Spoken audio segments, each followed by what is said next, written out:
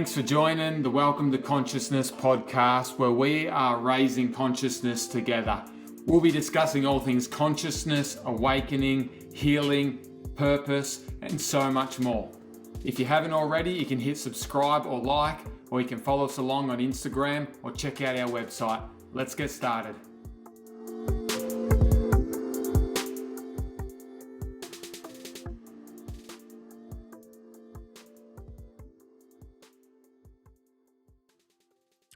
Well, g'day there again, and thanks for tuning in to this episode. I'm here with our next guest, Mark, and he's from northern New South Wales in Australia.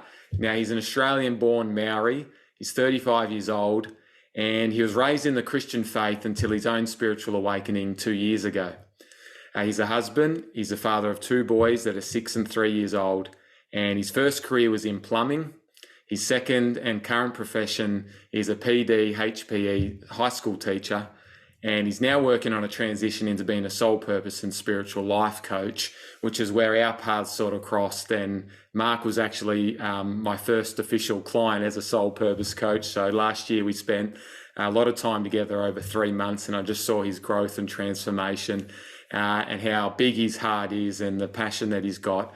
And so I really look forward to introducing you to Mark and you hearing more about him. So Mark, thanks for being here. No, thanks for having me, Michael, and it's an awesome privilege and a great honour to be talking with you today. So, yeah. So I gave a bit of an introduction on you, but can you tell us a bit more about your background? And then, you talked about having a spiritual awakening 2 years ago, and just, what your experience with consciousness has been like. Yeah, so like you said, I did grow up in a Christian faith where going to church every Sunday was the norm. So that was my first introduction to spirituality. And then I guess also being a Māori born in Australia, my parents did bring us up very cultural. So we were always learning our culture through singing songs, through learning hakas, and being in a group of our culture with other people. So I think at an early age, I sort of got this two polarities of two worlds almost. And I grew up somewhat loving both aspects. But then as I got older, there was sort of definitely been a lot of conflict as I've looked and searched through sort of both knowledges. However, I've always, had to maintain my belief in Jesus Christ, and, that seemed right, the church I was a part of. And so I pretty much did everything that I was supposed to do in the church. I served the 2-year mission. I got married in the temple, but there was just other aspects that are always in the background, probably in my subconscious, that weren't adding up. But I've been told a couple of times I'm very stubborn, so I really couldn't piece it together entirely, and I had no other concept of like intuition. It was just, those core beliefs that I was brought up with in the church and through my cultural upbringing. So definitely it's been a journey, and I'm 35 now, and my spiritual awakening was a crisis. It was a massive explosion, to be honest. So many events happened, and I guess it started out with, the pandemic. That was a big eye-opener for everyone. And so like we hear, the Great Awakening, I think that was, part of the pandemic was my own awakening, and learning more about the beliefs I've been brought up with and where they sat and where I thought there was a bit of conflict. Yeah. So that sort of kick-started a bit of the awakening for you.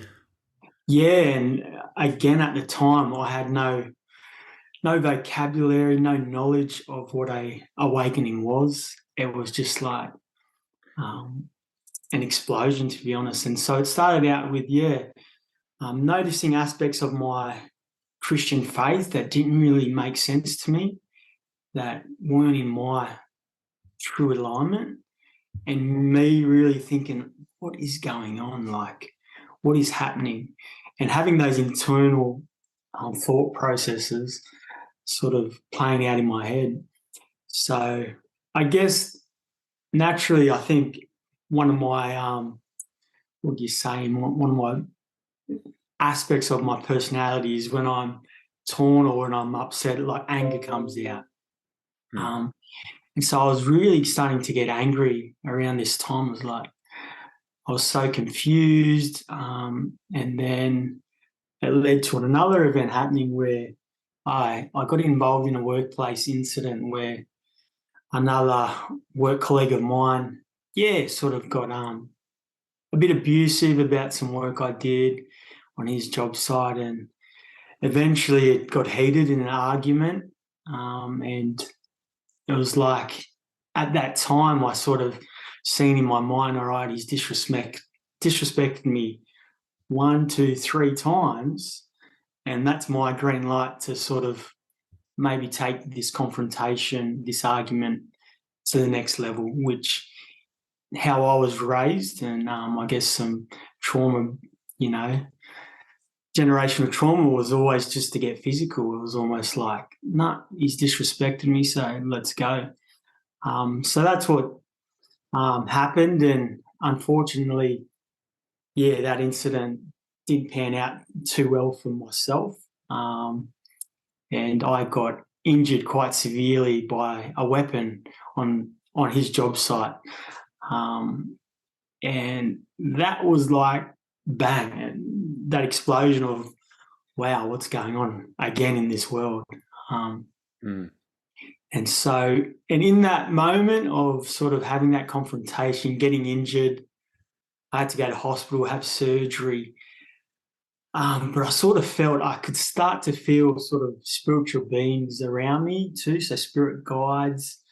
But again, having no knowledge of what a spirit guide is, I just could feel people around me, and more specifically, warriors, sort of warriors, men, were definitely around me, sort of protecting me and helping me on the journey that I was on.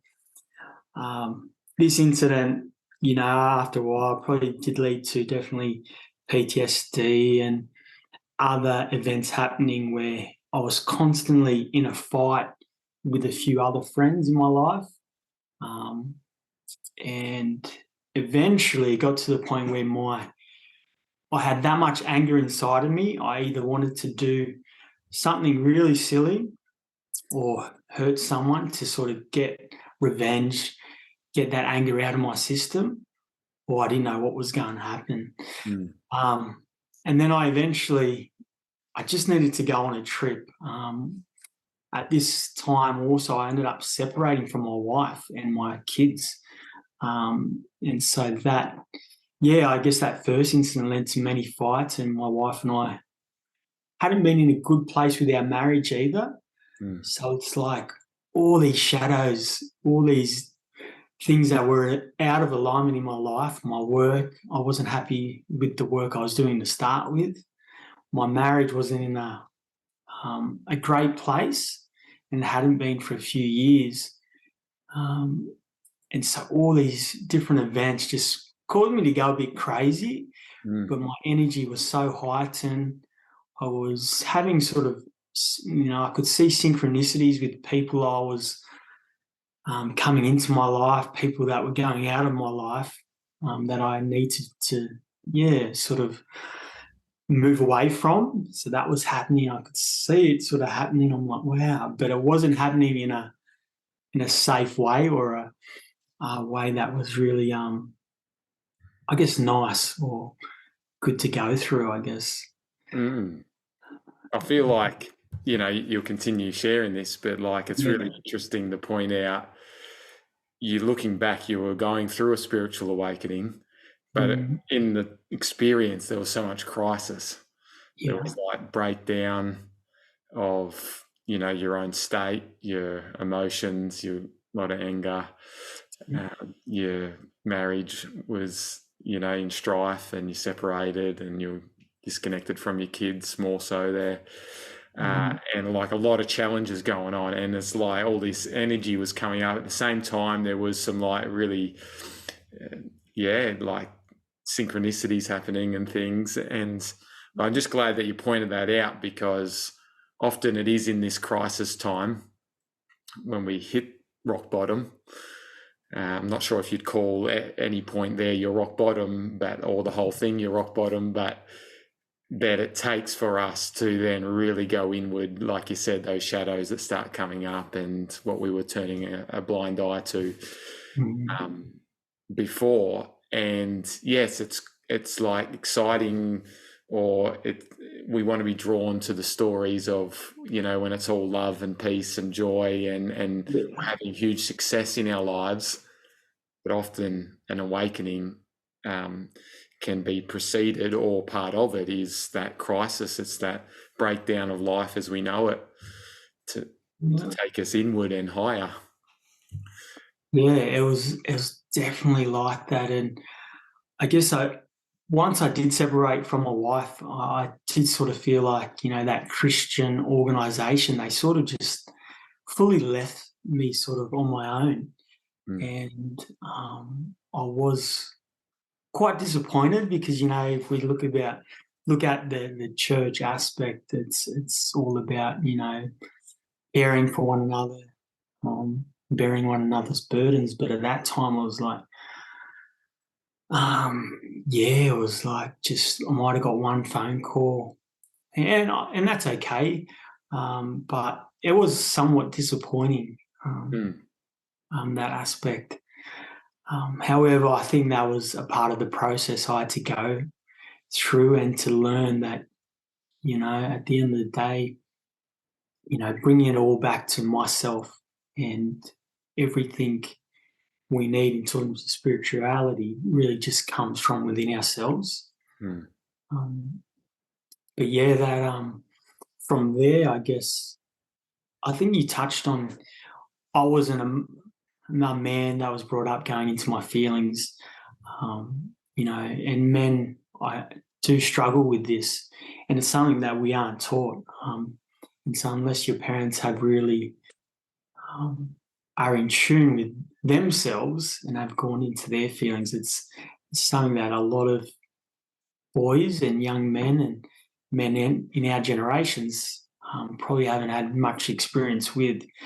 So as an adult now, it was like, okay, I really have to sit and feel these emotions and what is going on. During my awakening, I was fortunate enough to sell our first home, so money was good in that aspect. So I had a bit of, I had that time to really not worry about work, not worry about money, which you could say was a good thing, but also could have been a bad thing in aspects. I had a lot of time on my hands, and so I did just really go through a period of just doing whatever I wanted. I went on trips interstate.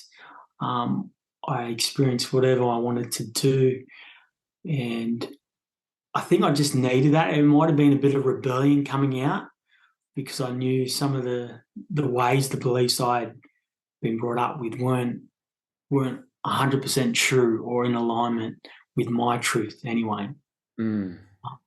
So I did go through a bit of a phase of rebellion and somewhat going, I think from an outside perspective, a lot of people were probably saying, oh, he's going crazy, he's lost his mind. But again, internally, it's like I had no way else, or not many people to verbalise what actually was going on, within. Yeah, it's so big, and you've raised so many like key points through all that. And when you talk about the rebellion, was it more of an exploration of you and needing to explore something more than the life that you felt like you always had, but there was something else out there? Yeah, it was definitely exploration, and I was searching for answers. Yeah, definitely searching for answers. I remember meeting up with my cousin and just asking her about some of our cultural aspects and, going through a bit of generational trauma, but I knew she come from a different tribe in our line. And so just asking questions and getting answers to, some of the generational trauma that came up along my awakening it sort of just came through, and I had to sort of come to a place of love, contentment, and peace with it. Mm. And I could see how, colonization had happened. There was some good aspects of it, but there was a lot of bad. And then just coming to a place of, okay, I can let that go now. A lot of trauma that my ancestors went through. But I was, definitely just searching for answers and trying to work it out along the way. Because what I know now is not what I knew during that time. Yeah. I liked how you shared about getting in touch with your emotions, and learning to do that. Like that wasn't a normal part of your culture or your upbringing. And it's such a big part of going through an awakening that we need to learn to feel, and to feel like them tying in those traumas, generational traumas, have created so much disconnect from our feelings. And the way to heal it is to be able to feel, but then to bring acceptance and find our peace in it and let it go. And it's kind of then gets processed through our whole being, our body, mind, and spirit.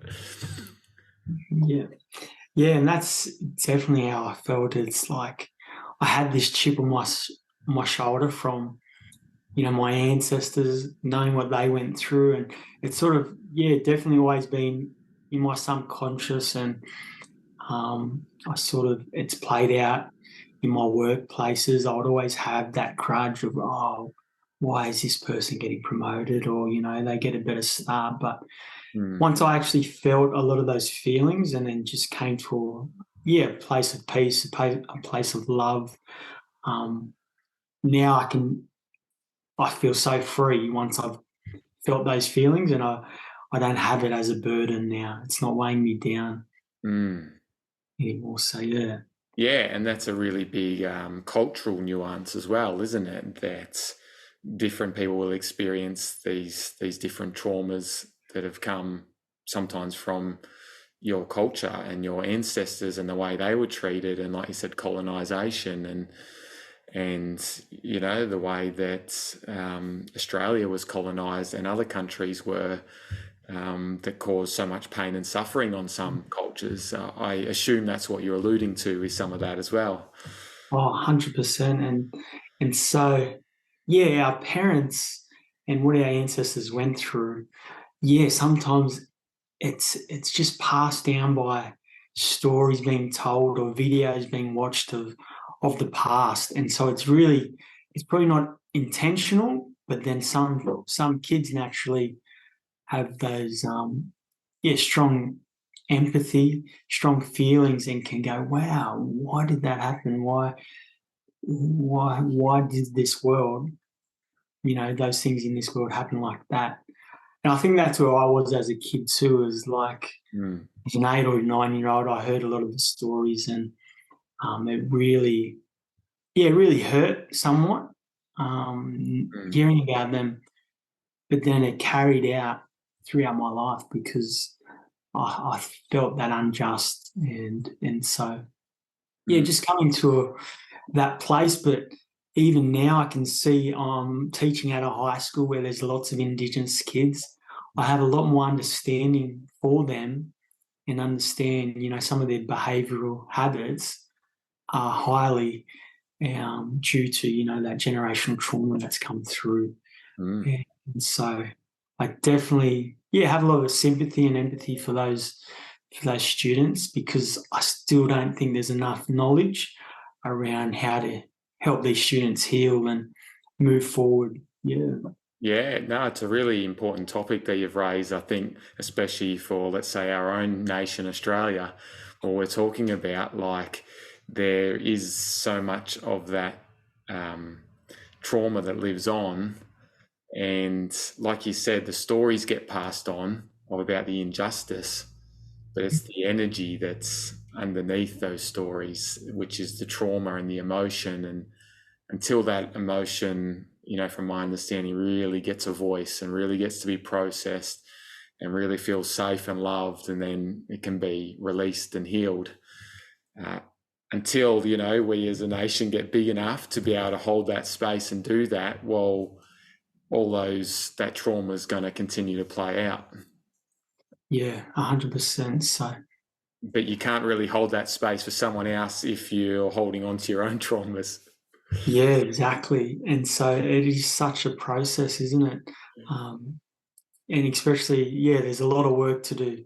There's a lot of work to do to help, get this, trauma-informed knowledge out there and the healing, how to heal and move on. Because there's a lot of trauma in our society, in Australia and in other Indigenous cultures for sure. Yeah.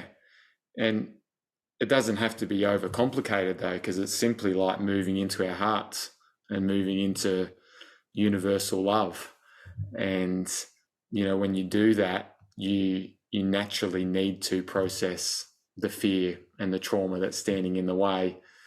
When you do that and you see yourself and your own true self, that's when you can truly see somebody else's true self and have that compassion and empathy for their pain and what they're going through. It's more than, it's not just lip service then. It's like, oh, now there's an energy shift of like, I see you and I love you and want you to connect with your truth. And I can see that's what so many Indigenous, that's what was taken away from them. It was their connection to themselves and to their culture and to their spiritual connection, to Mother Earth and to the universe at large in their own cultural way and language. Yeah. And so I can see a lot of aspects in the school system where, the kids aren't learning the way in classrooms. It's not working for them. And it's because they were taught differently. They were taught on the land. They were taught outside. And so that's a massive point you raise, because our connection to Mother Earth, to nature,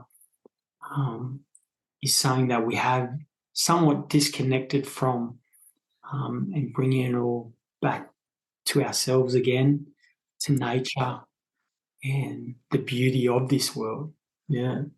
And I love that it's also just as simple as like moving into the present moment, where we can release, those things we're holding on to from the past or needing to control people for the future, and like drop in. And it's like, that's where the presence is found and the connection is found.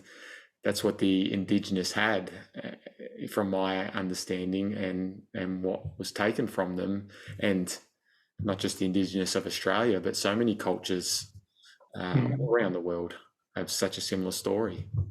Yeah, for sure. And I guess as myself growing up, I was always torn because, I'd feel the spirit when I did go to church, but then when I'm around my culture, when I'm around other Māoris, when we're singing our songs, when we're doing our hakas and learning our culture, it was like, I'm feeling the same spirit.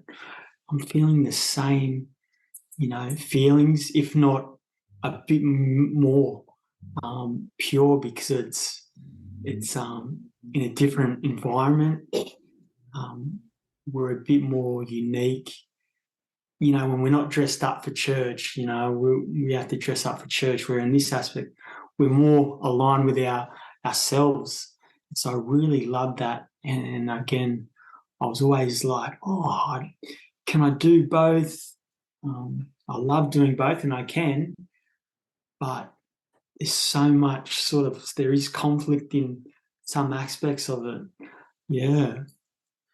Yeah, and I mean, the reality is a lot of moving into the hearts, moving into the present moment, into consciousness, is letting go of things that don't want to do that, that aren't allowing that. And sometimes that's beliefs, and sometimes it's people, and it sounds like you've had that experience. Yeah, I definitely was torn with my beliefs, and naturally, probably my parents too, and people pleasing and doing what naturally my parents have raised me. What's the best for you? But it was only through my spiritual awakening that I learned that I had to make my own choices and stand how I wanted to stand in this world and do what's right for myself and my higher self, my soul. Yeah. Which, like, initially that was through a lot of crisis. And Yeah.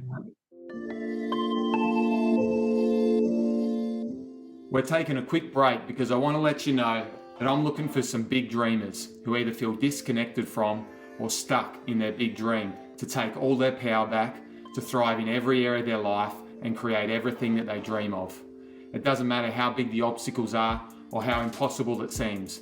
If you've got a big dream, whether it's for your business, your career, your health, your relationships, or to make a big impact in the world, or all of the above, I'm telling you, if you feel it somewhere inside, it's absolutely possible. The universe wouldn't put that inside of you if it wasn't, and I'd love to help you get there. If this resonates with you, please reach out through Instagram or my website. I'd love to meet you, hear about your dreams and your challenges, and see what's possible together. And now we'll return back to the show. So I wanted to ask, like, without the crisis, do you think you would have dug deep enough to go to make the changes and to really connect with your true self on that deeper level? Nah, it wouldn't have happened. And I know I've had to go through a lot of crisis, a lot of obstacles, challenges to get to the place where I am now, because now I'm in such a better, I'm so content. I'm so happy with the person I am. It's funny. It's like leading that Christian organization. I felt more Christ-like. I felt more aligned with the person I am. And that's a pretty massive saying, to be not in a Christian organization, a church, but to feel more Christ-like, and it's really comes back to being moving to your truth, moving in alignment with your higher self, which your higher self naturally is going to be more Christ-like. Yeah. I mean, that's who he was. That's what he embodied, his higher self. Yeah. And that's what he came to bridge that connection. Yeah. And yeah, it really is that Christ consciousness, which from my experience and point of view has become something else through a church organisation or belief system. And yeah, but like very challenging to process that in the mind, and so much trauma underneath it that you're blocking out at the same time, then that fear of letting go of the mind and feeling what's there, and then you go through a crisis to bring it all to the surface, which is massive. I wanted to ask, was there ever like this time or this feeling, like, I just remember praying, if I need to go, I'll go through whatever I need to go through because something feels a bit off, but I want the unconditional love. I want the connection, the true purpose. I want the power that was talked about, but I don't seem to experience. Can you look back and see like this, your heart was like looking for that connection to, or who you felt like Jesus truly was, or to what you really felt in your heart. And maybe that led to then you being willing to go through a crisis. Yeah, I think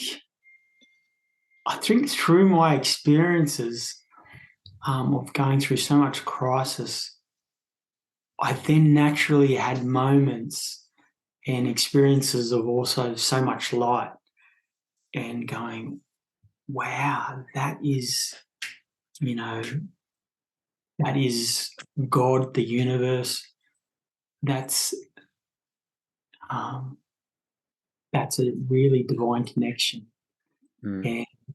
And hearing those, getting those downloads, and I was like, wow, this is crazy. But I think I had stopped somewhat praying, and I was sort of just going straight from my heart there and getting sort of downloads, connections. And that's when I really thought that, okay, the way I've been taught, I don't really need to pray all the time. I can just feel, I can really just feel it in my heart. Yeah, I was sort of just getting direct downloads, and I'm like, wow, this is, I don't need to connect with God the way I've been taught, because I can do it through my heart and through my feelings. And so that's what I sort of was a massive eye opener for me. Mm. I guess along the journey of my awakening, Michael, um, when I did get to that such an angry state of mind, state of being, um, and I went to see my sisters, and they were on the Gold Coast, and my sister's like, nah, your energy's off the hook. Like, you got to go see someone. You got to go see. And I was triggering people. I could trigger someone just because I was such in a heightened state. Mm. I was triggering my parents. And naturally, my sisters and even my niece, they were like, nah, you're too much at the moment. Something's not right. And I could feel that because I had a lot of sort of hate, anger from my past experiences, getting hurt on the job site, having some other confrontations, my marriage. So there was so much build up. And then, yeah, I was so angry. And that's when my sister's like, you got to go see this lady. And she's a kinesiologist. Mm. I have no idea what kinesiologists do.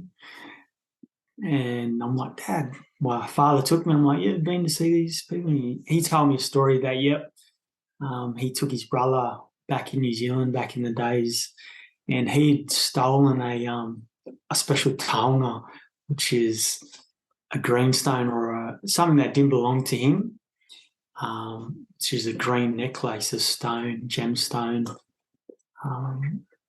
that has a lot of meaning within our culture. We now normally have him blessed as a protection, as a guardian. And his brother ended up stealing this one. Anyway, he got really sick after that. He'd done that. And he said, yeah, we had to go see this person. And this person ended up finding out he stole this special necklace, taonga, and he had to give it back, or else something bad was going to happen to him if he didn't. And so I was like, oh, wow, that's pretty crazy hearing that story. But I guess I go see this lady, Michael, on the Gold Coast, and I sit down. She's like, hey, what do you need? And I'm like, oh, I'm just really angry at the moment and just feeling quite these feelings in my body. And she started speaking, and I'm like, what the heck? Who is she speaking to? And she was sort of communicating to people behind me. And I'm like, she's like, oh, yeah, you got two warriors with you. And I'm like, wow. I was like, okay, I felt them, so I'm not surprised. And then she's like, yeah, your grandmother's here too. I'm like, yeah, I've felt my grandmother, so I'm not surprised either. But again, I had never been taught any of this knowledge about guardians, about past loved ones also being with us on our journey here. And so that was a massive eye opener for me, and like a new knowledge. It was like, oh yeah, you're 33 now and you just learnt this. And so I was like, wow, why hasn't anyone ever told me about this before? And so it was cool to sort of then, I wanted to know more about these warriors that were with me, and so she was like, I don't know their names, but here's their stories. And so again, I was able to connect some stories with their names, and so that was massive for me. And then she went on to, teach me about masculine energy and feminine energy, and how I've been holding on to a lot of masculine trauma or energies from other people, and also just being highly depended upon. And so I had to go. And actually, she released these traumas that were stuck, and emotions that were stuck in my body. And I just thought that was completely amazing, and definitely a highlight on my spiritual awakening journey. Of, wow, I wish I knew this earlier, and I love this new knowledge I've attained. Yeah. And so was it experiences like that that just helped you started to work through things, heal things, process everything that was coming up, and you're connecting to yourself and your ancestors and things like that? Yeah, that's exactly right. So from that experience, I actually had to do a lot more sort of generational healing. And I was so keen to look back on my stories in my family line, and some reason just making sense of how I've been taught, how I've been raised, goes back generational. And there's a lot of trauma in there. So just understanding, this guy, this is his story. It's somewhat similar to my story of always fighting, and always just easier to get into a fight with someone than to communicate. And just going back through that family line, and just healing or coming to a safe place and understanding. I also, had many other appointments with that kinesiologist online, and just teaching me, there's other ways to forgive yourself of things that you've done that you're not happy with, and just learning that aspect. And I was like, wow, I love this, and it really just came back again to myself, tapping into my heart and healing that, and not needing to go through anyone else, not needing to go through a leader at church or organisation, or even needing to always go through Jesus Christ to get forgiveness. That it can be done straight from here to the divine, to source also. So that was, it was part of the journey, and it was amazing to learn this way of thinking, these beliefs. And it was just really learning to be empowered in your own divine truth and your own divine self. But like I said, that's a lot of relearning and rebuilding, and just how you think, how you handle different situations, how you relate to people, how you relate to relationships and family and things. So you obviously you went through this crisis, this awakening, you were going through this healing. I'd love to hear then, what's changed in your life since, and just in you and the way you live life. And I've noticed like one of your kids has walked in a couple of times to the podcast, so and he's still here. He's still there, and you obviously have like great connection there as well. And just share what are the changes been, because you said you were separated and all of that as well. So probably separated from my wife for about 6 months, but I didn't live with my family for almost 12 months. So I think it's ironic how it's happened, like the experience, my awakening, the journey. But we were both, and my wife had been on a bit of a healing journey for quite some time, and making sense of a lot of things herself. And me, before my awakening, totally detached from my own feelings. So because I was detached from understanding my own emotions, my own feelings, we had no connection, and I had no understanding of my wife's connection. And so I really had to learn a lot about myself and my feelings. And I think, naturally I did that on my own, that process of the awakening. But we ended up reconnecting during sort of a lot of the healing process, because she was going through her healing.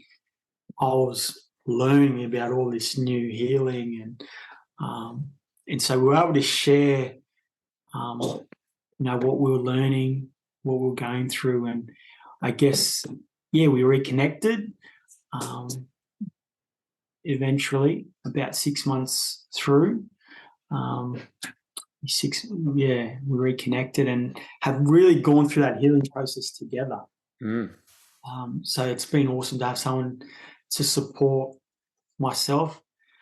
I really struggled to get back into the workplace, as you know, Michael. I think you came along around that time, and I was still living off savings and just not knowing what I wanted to do with my life now. Plumbing wasn't really ever in alignment, and I've always had fights, whether it was over money or dramas, and it's because, it wasn't my truth. And so I struggled. I did try to go back to it, but I sort of got these promptings like, what are you doing? This ain't you. You need to do something else. And so I went on that soul searching. I came across Sahara Rose's podcast, and she connected a lot of dots that just really seemed right, that we are here. We do have a soul purpose, and we do have a mission to do while we're here. And that really resonated with me, and something that I felt for a long time, that I'm here to do something else than just be a plumber or put pipes in. I eventually made the choice, and I think I found you before committing to the coaching, to Dharma coaching. But I found you, and I'm like, I'm going to see who in Australia is a Dharma coach. And I ended up finding you on the directory, and I checked you out on Instagram.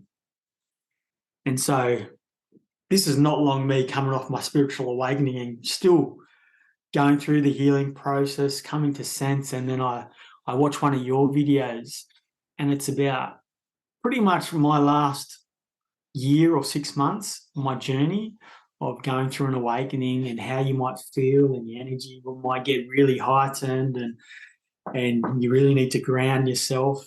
And then you say, oh, you might want to see a kinesiologist too. And I'm like, this guy has just replayed how I felt the last 6 months and what I've just done.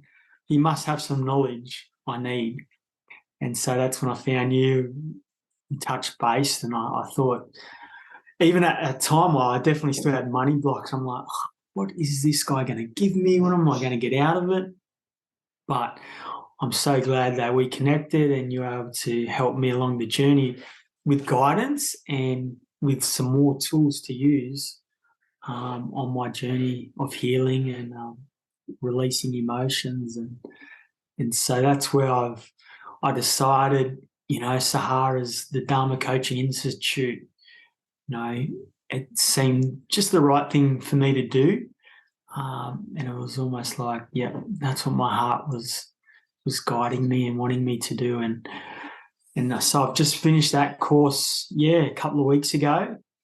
And so, another journey begins, I guess. Yeah, amazing. And it's a huge, step of growth and transition, stepping into that space, and it's everyone's own journey to do that. I know how big it's been for me.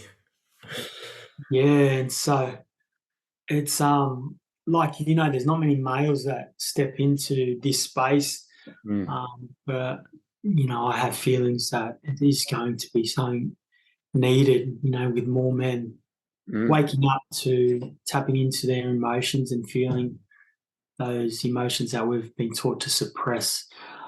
Still, I don't know where I'm going with my Dharma coaching now, but all I know is I'm going to just take one step at a time, and I want to start creating content and sort of getting my message out there. Tima. Yeah, just getting my message out there of what I experienced and went through, and like yourself, trying to help people that might need help along their journey. Because I know I wish I had a mentor or a coach at that time, but I didn't know what I was going through. So I didn't know what I was looking for either.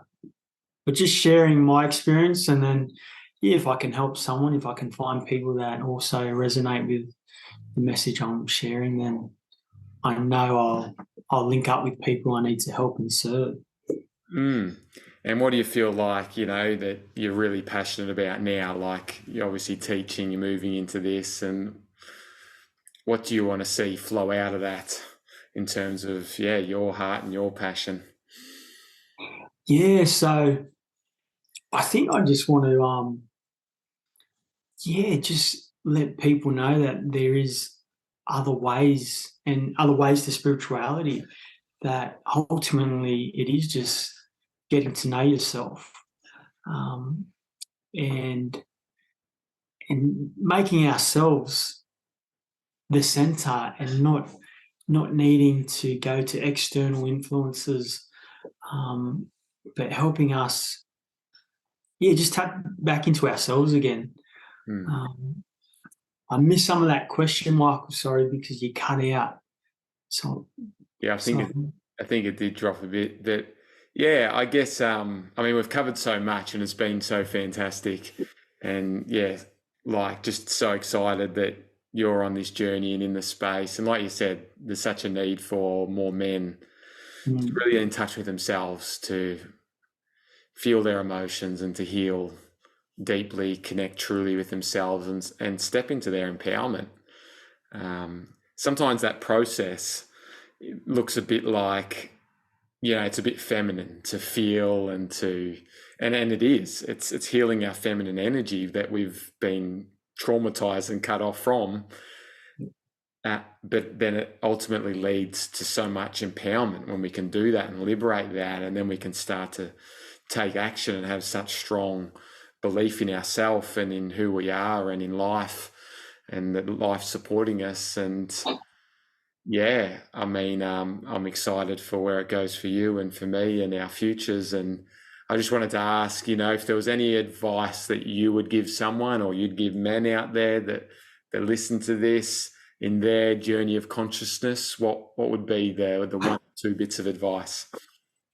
Yeah, I guess one would be, when you have so many maybe negative experiences occurring in your life, I would encourage you to really just try and find a place of quietness, whether that's in the morning or sometime in your life, and really just sit in darkness, quietness, and really start to process what's going on, why it's happening, and try and feel these emotions that are coming up. The other one that I would give is I wish I had a coach or a mentor along the journey.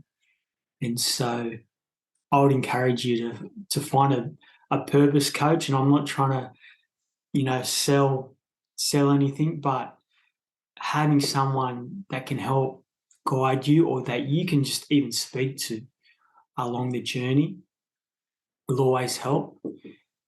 But I believe it needs to be someone that has also experienced what you're going through, because there's so much to learn, and so much guidance that you might need during this time of awakening and processing and healing a lot. So that'd be my advice, Michael.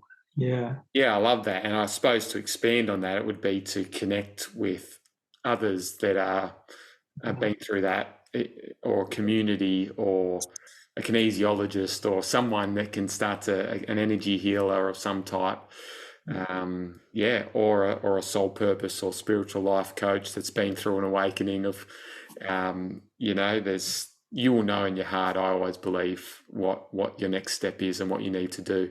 And it's just having the trust and the courage within yourself and your own connection to your path to do it. Yeah, exactly.